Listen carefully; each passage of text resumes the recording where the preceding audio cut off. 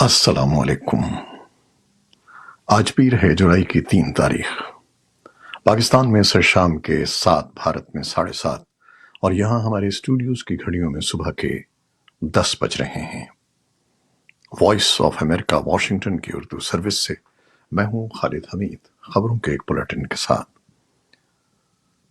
IMF سے ایک اور قرض پروگرام ملنے کے بعد پاکستان کی اسٹاک مارکیٹ میں بڑی تیزی دیکھنے میں آئی ہے اور روپے کی قدر میں بھی اضافہ ہوا ہے۔ عید الاضحیٰ کی چھٹیوں کے بعد پیر کو پہلے ورکنگ ڈے پر اسٹاک مارکیٹ میں 2400 سے زائد پوائنٹس کا اضافہ ہوا۔ سرمایہ کاروں نے آج کئی مہینوں کے بعد حصص بیچنے کے بجائے خریدنے میں زیادہ دلچسپی ظاہر کی۔ دوسری جانب روپے کی قدر میں بھی اضافہ ہوا ہے۔ آج وزیر خزانہ اسحاق ڈار نے دعویٰ کیا ہے کہ اوپن مارکیٹ میں ڈالر کی قیمت 270 روپے تک آ گئی ہے۔ بلوچستان میں رواں سال 6 ماہ کے دوران سیکیورٹی فورسز پر حملوں میں ایک بار پھر اضافہ ہوا ہے۔ صرف جون اور جولائی کے مہینوں میں سیکیورٹی فورسز پر خودکش حملے سمیت 3 حملے ہو چکے ہیں، جن میں پاکستان کی فوج کے ایک میجر سمیت 7 اہلکار جان دے بیٹھے۔ حالیہ واقعات بلوچستان کے ضلع تربت اور جوگ میں رونما ہوئے۔ بلوچستان کے ضلع شیرانی میں پولیس اور FCC کی چوکیوں پر حملے میں 4 اہلکار جان دے بیٹھے۔ سیکیورٹی ذرائع سے ملنے والی اطلاعات کے مطابق فائرنگ کا تبادلہ لگ بھگ 2 گھنٹوں تک جاری رہا۔ اس دوران ایک مبینہ حملہ آور بھی مارا گیا، تاہم سیکیورٹی اداروں کی فائرنگ کا نشانہ بننے والے حملہ آوروں کو ان کے ساتھی ساتھ لے جانے میں کامیاب ہو گئے۔ پاکستان کے صوبے خیبر پختونخوا کے وسطی ضلع چارسدہ میں ہفتے کی رات ایک مسجد میں نامعلوم افراد یا فرد نے گھس کر مبینہ طور پر قرآن پاک کی بے حرمتی کر کے اسے آگ لگا دی۔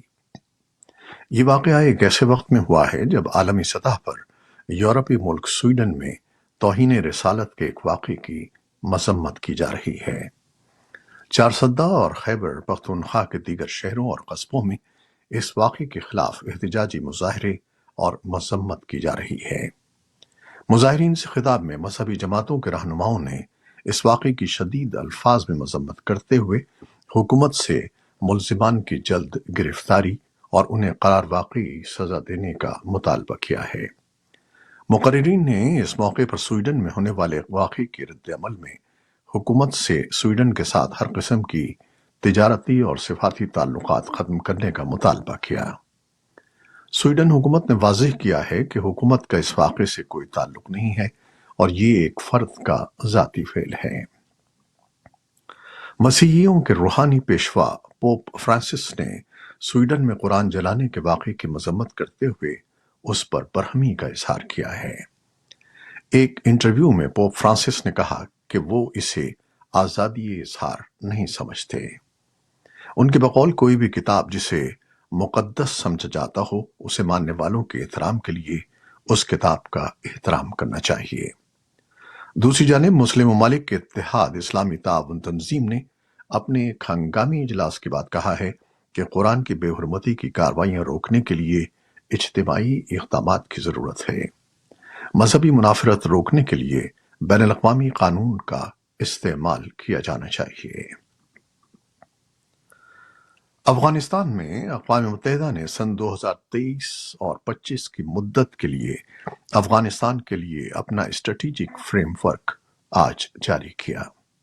یہ اسٹریٹجک فریم ورک افغانستان میں بنیادی انسانی ضروریات کو حل کرنے کے لیے اقوام متحدہ کے نقطہ نظر کو واضح کرتا ہے، جو کمزور ترین لوگوں کی ضروریات اور حقوق کو ترجیح دیتا ہے، جن میں خواتین اور لڑکیاں، بچے اور نوجوان، اندرونی طور پر بے گھر افراد، واپس آنے والے پناہ گزین، نسلی اور مذہبی اقلیتیں شامل ہیں۔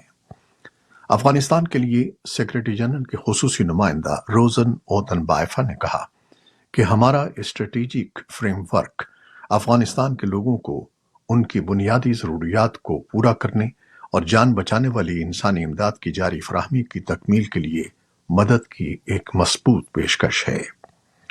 اقوام متحدہ کے اسٹریٹجک فریم ورک کو رکن ممالک شراکت داروں اور اسٹیک ہولڈرز کے ساتھ قریبی مشاورت سے تیار کیا گیا تھا۔ یونیسیف نے اس سال افغانستان میں 19 ملین لوگوں کے لیے زندگی بچانے والی صحت اور غذائیت کی خدمات کے حصول میں مدد کی ہے۔ یونیسیف کا کہنا ہے کہ ورلڈ بینک اور ایشیا ڈیولپمنٹ بینک کی مالی معاونت کے ساتھ 27,000 ہیلتھ ورکرز کو برقرار رکھنے اور صحت کی ہزاروں سہولیات کو فعال رکھنے سے افغانستان میں صحت کے نظام کو تباہ ہونے سے روکا گیا ہے۔ ساتھ ہی عالمی ادارے صحت یا WHO کا کہنا ہے کہ اس تنظیم نے مئی سن 2023 میں 1.4 ملین لوگوں کو صحت کی خدمات فراہم کی ہیں۔ طالبان کے ایک ترجمان نے بتایا ہے کہ ہفتے کی رات ایرانی فورسز کی فائرنگ سے دونوں ممالک کی سرحد پر 5 افغان افراد ہلاک ہو گئے ہیں۔ یہ واقعہ اس وقت پیش آیا جب کچھ افراد نے غیر قانونی طور پر سرحد عبور کر کے ایران جانے کی کوشش کی اور طالبان کے مطابق ایرانی سرحدی فورسز نے حملہ کر دیا۔ مقامی میڈیا نے اطلاع دی ہے کہ واقعے میں ہلاک ہونے والوں میں ایک خاتون بھی شامل ہے۔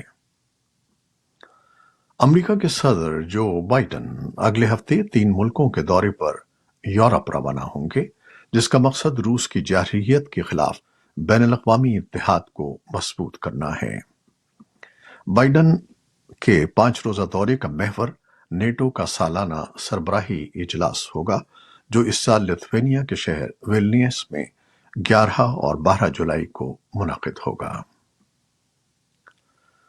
یوکرین نے پیر کو کہا کہ اس کی افواج نے گزشتہ ہفتے کے دوران مشرقی اور جنوبی یوکرین میں 37 مربع کلومیٹر کا علاقہ دوبارہ حاصل کر لیا ہے۔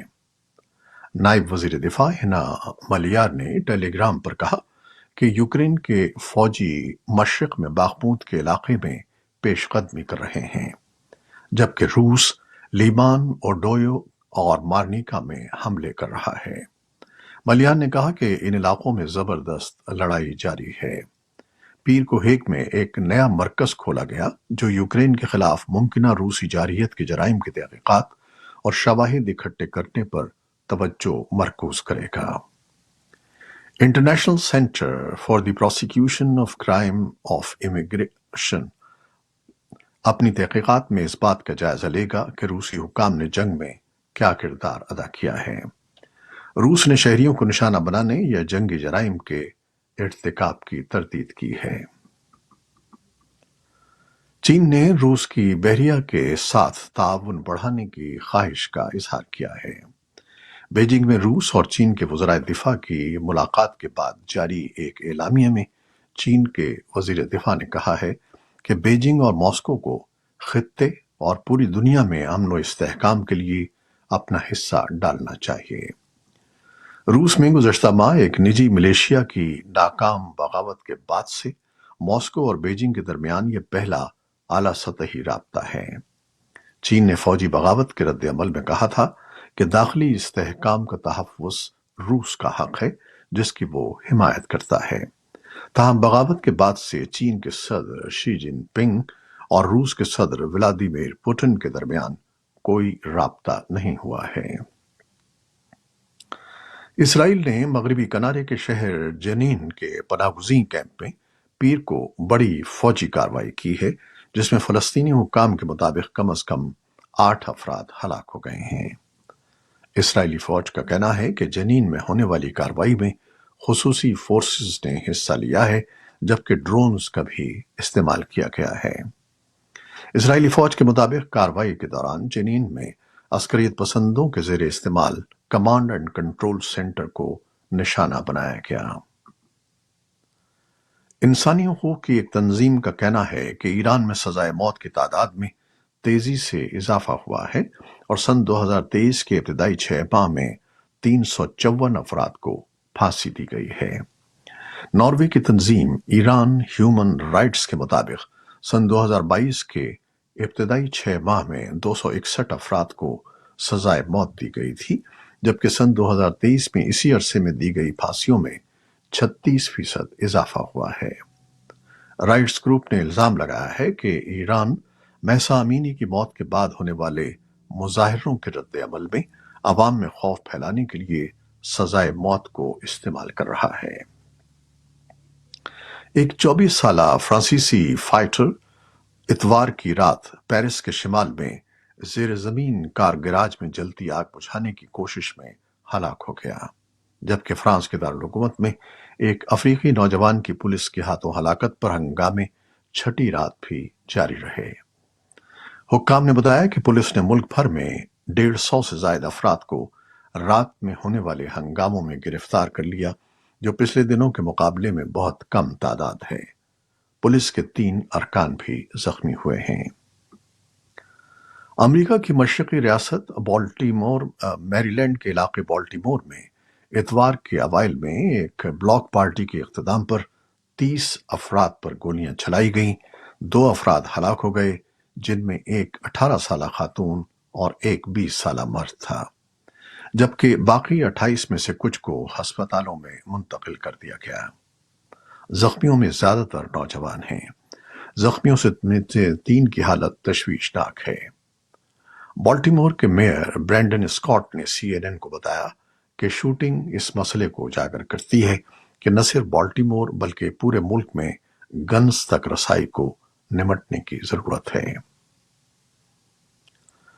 امریکہ میں بیشتر جنوبی حصے یوم آزادی کی تعطیل کے موقع پر شدید گرمی کی لپیٹ میں ہیں۔ کئی ریاستوں میں درجہ حرارت لگ بھگ 38 ڈگری سینٹی گریڈ یا اس سے زیادہ تک پہنچنے کی پیشگوئی ہے۔ ریاست میری لینڈ کے پارک لینڈ شہر میں موسم کی پیشگوئی کے مرکز کے ماہر موسمیات جوش ویسٹ نے کہا کہ ہائی پریشر امریکہ کے پورے مغرب اور جنوب مغرب میں پھیل رہا ہے، جو انتہائی گرم درجہ حرارت کا سبب بن رہا ہے۔ یہ تھیں وہ خبریں جو فیس بک لائیو پر ہم نے آپ کے لیے پیش کی۔ ہماری ویب سائٹ، یوٹیوب اور پوڈ کاسٹ پر یہ بلیٹن آپ کے لیے پوسٹ کر دیا جاتا ہے۔ آپ ہمارے بلیٹن کو شیئر کرتے ہیں اور اپنے کمنٹس میں اپنی محبتوں کا اظہار کرتے ہیں، جس کے لیے ہم آپ کے بے حد ممنون ہیں۔ اپنی ان کاوشوں کو جاری رکھیے گا۔ پروڈیوسر عائزہ عرفان اور ایڈیٹر بہجت چیلانی کے ساتھ خالد حمید کو اجازت دیجیے گا۔ اللہ حافظ۔